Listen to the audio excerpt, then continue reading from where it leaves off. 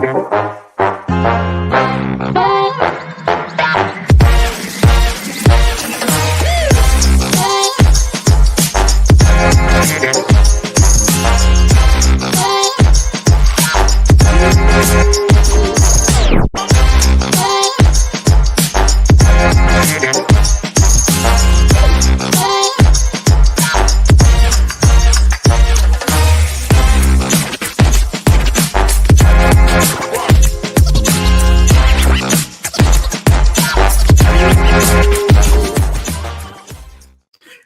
morning. Welcome to Leadership Live with Anton Gunn. It is Wednesday, 9 a.m. East Coast time.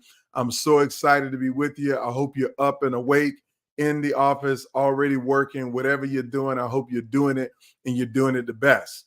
Now, today I'm back in my home office. Last week I was not here. I was home in Virginia at my mom's house for a special program that I said I was going to mention to you. My mom was selected and put into the Hall of Fame of her high school for her commitment to service to veterans and veteran serving organizations, but most importantly, to Gold Star mothers. And that is moms who have lost a son or daughter in the service to this military, to the United States military. And I was so excited to be there with my mom to celebrate her induction into the Crusader Hall of Fame at her high school, Catholic high school, where she went and graduated from many years ago.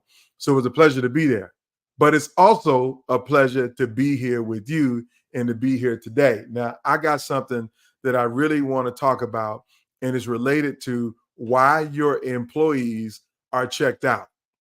Now, when I say why your employees are checked out, I'm going to ask a few questions. And if you have anybody on your team or in your organization that has done any of the following, I want you to let me know in the comments if any of these things have happened.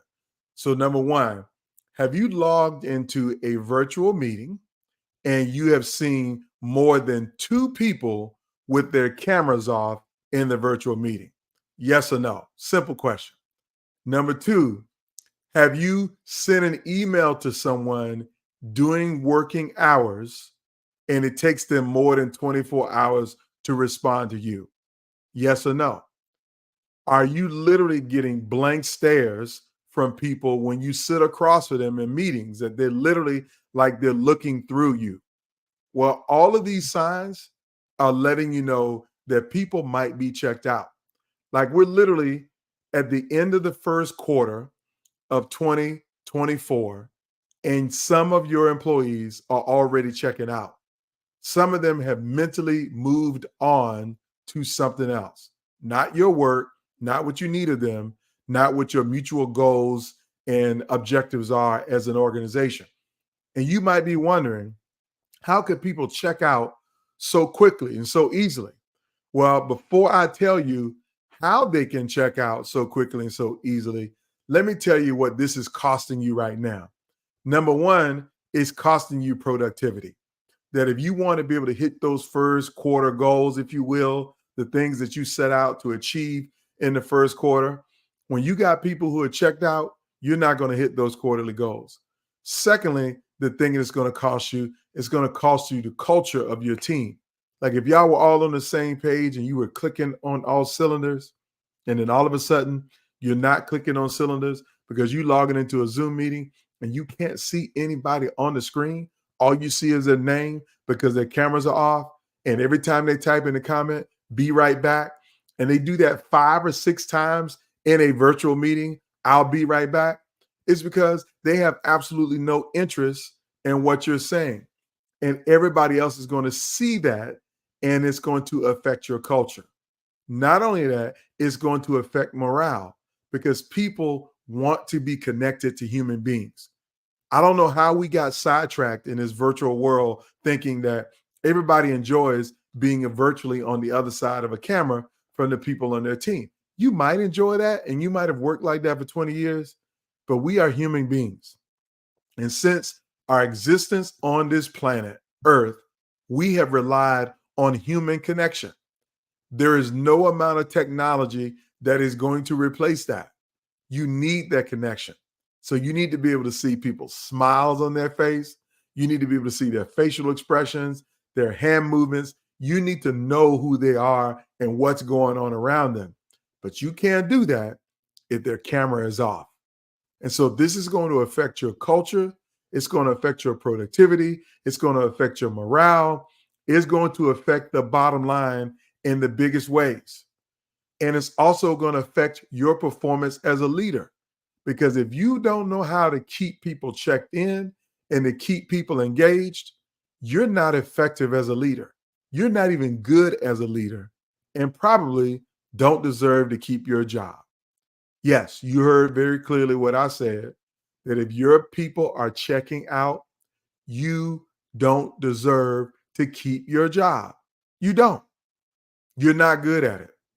Obviously, if you're allowing people to check out or you're creating the environment and where people are checking out. So these things are costly. It is painful. It could cost you your job. It could cost you your quarterly goals. It could cost you people on your team because people will leave an organization because nobody wants to be checked out anymore. People want to work at a place where they have some engagement, where they have some purpose, where they feel valued, where they feel respected, where they feel included, and where they feel visible. But if you've created kind of environment that makes it easy for people to check out, turn their camera off, the blank stares, never saying anything to me, never offering up a positive word about the meeting. They're just kind of just there and they say, well, I agree with you. Or I think you're right about that. Sounds good to me. These one word simple answers are the same kind of answers I would get from my daughter in high school when I would ask her, how was school today? And she would say, fine. It means she was checked out because she's a senior and she's not at all interested in anything going on there. She's ready to move on to the next phase of her life. So the question is, do you have employees on your team who are ready to move on to the next phase of their lives because they're checked out? Or are you checked out as a leader and you're ready to move on and you're the one that's never on camera? You're the one that never is in a Zoom meeting. Or what about the Google Spaces or the chat, the Slack channel that you have on your team? Who's the person that used to be really, really active, but now they're not active at all? And I'm telling you, they're not active at all is because they're checked out. And it's costing you in so many ways that you can see, in many more ways that you cannot see. So we got to do something about why people are checked out. And I'm going to give you a solution on what to do when people are checked out. How do you re-engage them and how do you get them back in? But first, I want to dissect the 5 reasons that people check out from leaders and check out from organizations.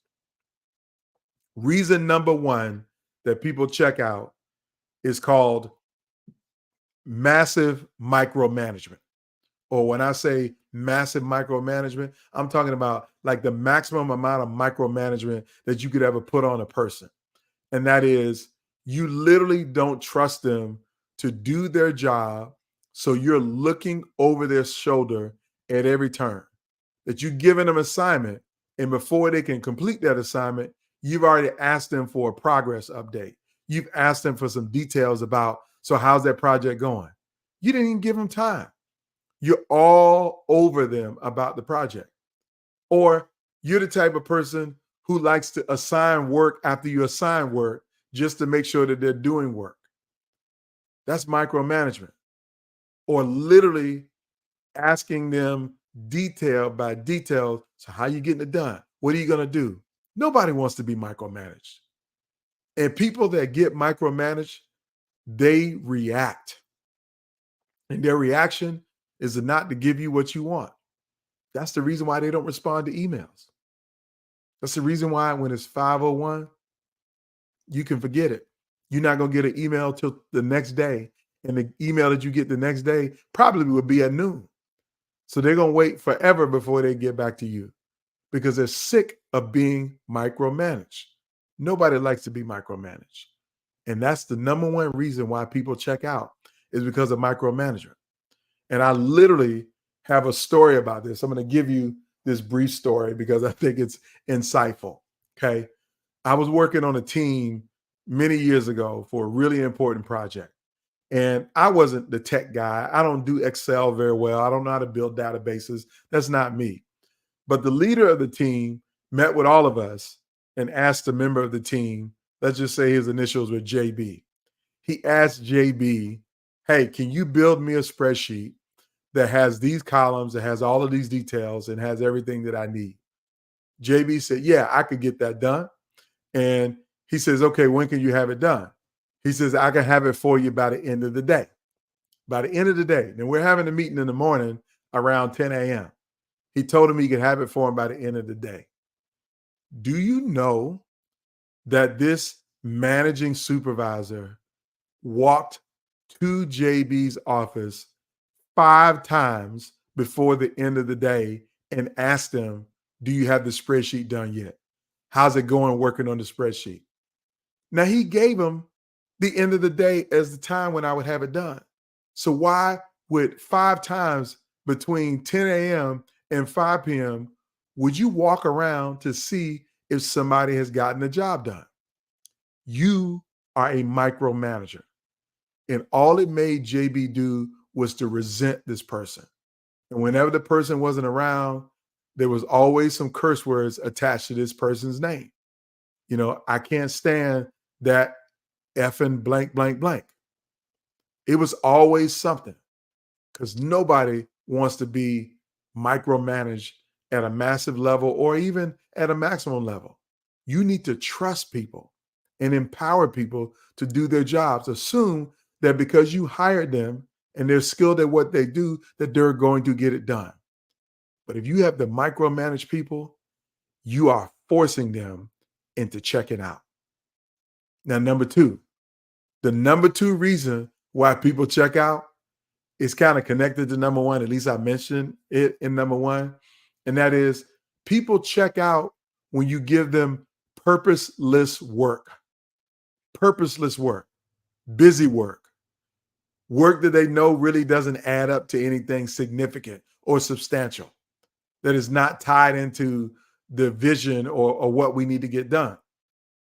Nobody likes busy work. Like even when you were in middle school or in high school and the teacher assigned busy work, you didn't want to do it. You checked out. When you had a substitute teacher and the real teacher wasn't there to go over a real assignment, so they gave the substitute teacher some busy work for the class to work on, students check out. So if you think students are going to check out because they got busy work, imagine when a grown adult intellectual person who has all of the faculties and the prerequisite professional experiences and the degrees attached to it get assigned some busy work. You think they can't see through that?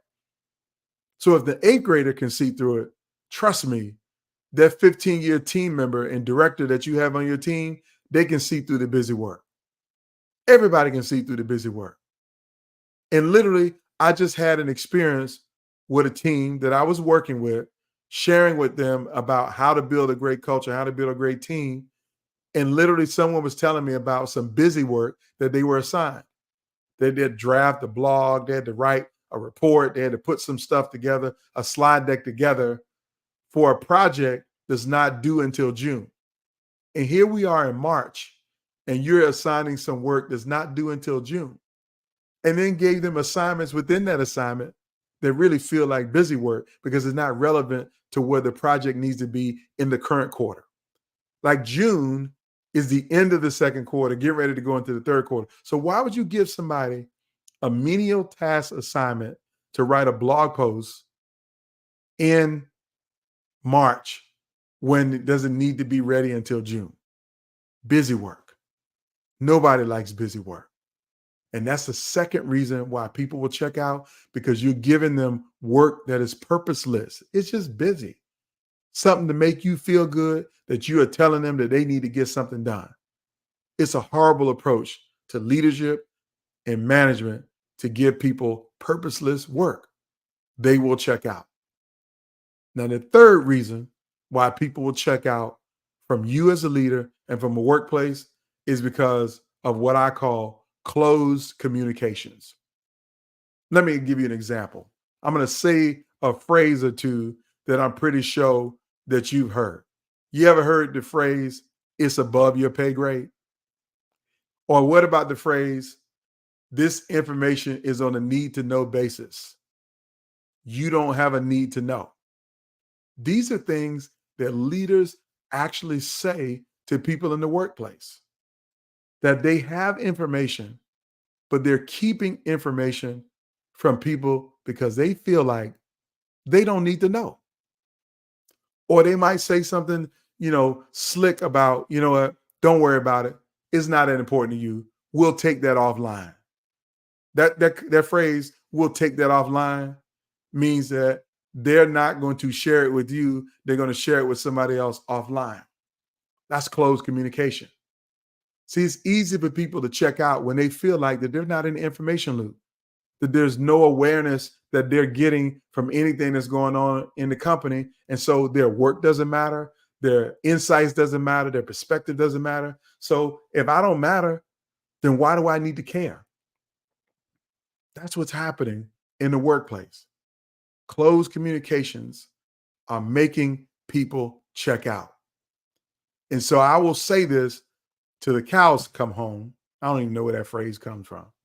I'm going to say this forever. Transparency breeds trust in an organization. So when you're transparent and you have open communications about what's going on, you build trust and you build commitment because people are aware, because they feel respected, that you think they need to know what's going on, that you are willing to share what they need to do to be more successful, to be better. And you're not hoarding information from them by only sharing it with a small group of people. But if you want to make people check out, then don't be transparent. Keep your communications closed. That's the third reason why they do. Now, reason number 4 is not related to their day-to-day work. It's not even related to communicating about the work. It's not even related to what type of work that you give them. The fourth reason that people check out is because of a lack of growth. Now, when I say lack of growth, I'm going to use an analogy. If you've paid any attention to the Earth's geology, we have these things called glaciers. Okay. Glaciers are mountains of frozen ice that grow over time, and they move very, very slowly. They might move at an inch a year. Glaciers move very, very slow, slower than a sloth, slower than a snail, definitely slower than a turtle. Glaciers move slow. So why am I talking about glaciers as I talk about your employees and their growth? And that is, your employees will check out on you if their growth plan inside of your organization is moving at the same pace as a glacier. So if you're not creating opportunities for your team to learn, for your team to improve, for your team to get better, if they're not getting real-time training and education, if you don't have a learning plan for every employee, if you don't have a professional development plan for every person on your team, you've indicated to them that you have no interest in helping them to grow.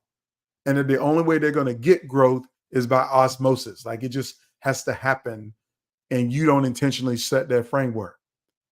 That's a glacier-like pace of growth.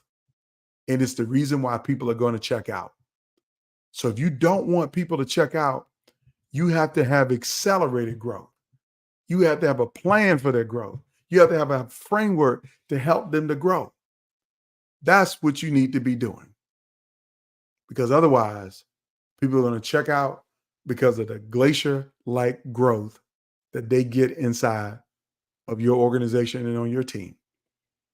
Now, number 5, the fifth reason as to why people will check out on you is because of a lack of appreciation. Or when I say lack of appreciation, let's refer to it as atrophy of appreciation. That maybe you started off saying thank you, acknowledging your team, high-fiving them in front of others, big upping them on email and in the chat, sending shout outs over conference calls around what they've done. But over time, you stop with the appreciation. It's atrophied, gotten weaker, less impactful. That's the reason why people will check out, because everybody wants to be appreciated for the work that they bring and what they do. And if they don't ever get that appreciation, they're going to mentally say, I'm out of here. They're going to check out. And then eventually, they're going to physically check out because you forgot to appreciate the value that they bring to the organization. That's why you need to say thank you. That's why you need to understand why thank yous matter, how thank yous matter, how you need to show up for the people who are showing up for you. Let them know that they are appreciated with gifts, with time off, with other supports, with shout outs, bonuses, whatever you need to do to show them that you appreciate it. That's how they stay checked in. Otherwise, they're going to check out. So there you have it. The 5 reasons why people will check out on you, why your employees will check out on you.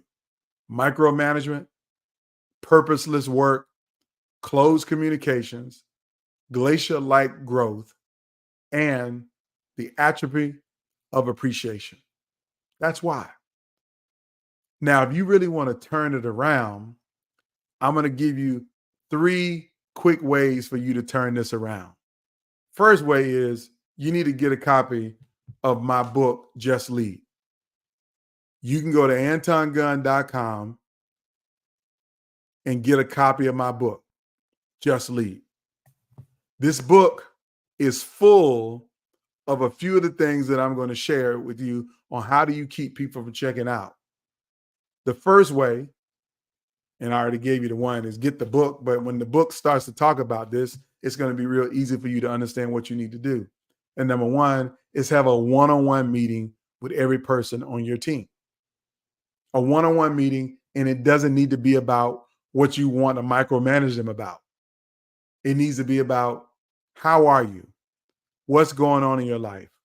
What's the best thing about working here? Is there anything I can do to support you? And then when they tell you, do it. So every leader needs to set the intention to do a one-on-one with every last one of your direct reports. If you're not doing that now, you might have people checked out. You might be failing as a leader. If you say you don't have time to do one-on-ones, then you are affirming to me that you don't deserve to lead. You know why? Because that is your job. Your job is the people business. When you get in management roles or senior leadership roles, your job is not about the product, not about the service you deliver. Your job is about the people that you lead. Because their jobs are about the service you deliver. Their jobs is about the products. Your job is about the people. They're your most important asset. And if you ain't willing to spend time with your most important asset, you're telling me you don't deserve to lead. So get a copy of Just Lead. Second thing is learn how to do a one-on-one. Do a one-on-one. Ask the right questions. Okay? And the third thing I'm going to give you, which is really simple, and that is learn how to help your team achieve what they want. It's not about you as a leader. It's about them. What do they want and need to be successful? Your job is to help them to get it. That's your job. See, if you do that, you will put in a framework that will prevent people from checking out. Now, there's a lot more things in the book, Just Lead, that I lay out, and I hope you have a copy of it. If you don't have a copy of it, you can get a copy of it right now at antongunn.com/justlead. Now, I created this book as a small tool that you can carry around in your pocket. You see, it fits in the palm of my hand. And my hand is probably a little bit larger than yours. But the bottom line is, this is a 5x7 book that you can read in an hour. But I am conscious and clear that you will get more than 44 things you can do right now to be a better leader, to prevent your team from checking out. That's why I wrote the book, Just Lead, because if you don't want people to check out, just lead. If you don't want to be a micromanager, just lead. If you want people to have purpose in their work, you need to learn how to just lead. If you want to figure out how to focus on your communication so you're clear and effective and transparent, learn how to just lead. And if you want to help your teammates to grow, your employees to grow, then you got to learn how to just lead. And if you want to continue to show appreciation for the people that you lead, you need to just lead. That's the bottom line. Now, if you feel like that these challenges are happening in your organization and they're overwhelming you, they might be overwhelming the team, they might be overwhelming the company, and you need some help with this, and you don't think the book is going to be enough help, well, that's when you need to reach out to me and my team. If you would be interested in having me to either work with you to come and deliver a keynote or a half-day program or 2-hour program, whatever you have available in terms of time and space and budget and resource for this, I'm going to encourage you to invest in me or somebody else that can help you to keep your people from checking out. They're your most important resource. Sometimes when they check out, they're going to cost you 2 times as much to replace them when they finally actually quit. So don't be reliant on your own intellect to get this temperature right in your organization, to get things right in your organization. You might need someone who can show you how to just lead, who can show each one of your leaders how they can just lead. So whether it's that frontline supervisor or those directors that you've had in positions for years who are not getting it done, or maybe it's the C-suite team who's not doing the things in the right way and you need help, I'd be happy to help. So please be sure to reach out to our director of events, Michelle Joyce, who'd be happy to help you get a call on the calendar and we can explore some options. I've been working with a lot of new organizations in 2024, and some people are not playing about their culture. Some people want to say, listen, we want you to work with every one of our divisions because we got different challenges in each division. I'm happy to. Some people are saying, listen, Anton, we put on events across the country. We want to have you as a partner attached to those events. I'm open to all of that because for me, the most important thing is for you to not to have people check out, to build the kind of culture where everybody's thriving because they feel valued, respected, included, visible, but most importantly, they feel empowered to execute on your mission, which helps grow the margin. That's what I'm passionate about. And I'm also passionate about helping you to become a leader that everyone will admire. And I'm willing to do that in any way, shape, or form that you need me to do it. So I hope this live has been helpful to you. Please join us next Wednesday for Leadership Live at 9 a.m. I got more great content coming back for you. Some stuff insights I really want to share with you. But I want to make sure you know that you can get a copy of Just Lead at AntonGunn.com. If you want to reach out, have me come and talk at your organization, I'd be happy to do that. That link is also in the description of this live, or it's in the comment section. Sometimes I put it in the comment section because it makes it easier for you to click on it there. I'm happy to do that because I really want you to be successful. So with that, everybody have a fantastic Wednesday, a fantastic rest of your week, and I'll see you next Wednesday, 9 a.m. for Leadership Live with Anton Gunn.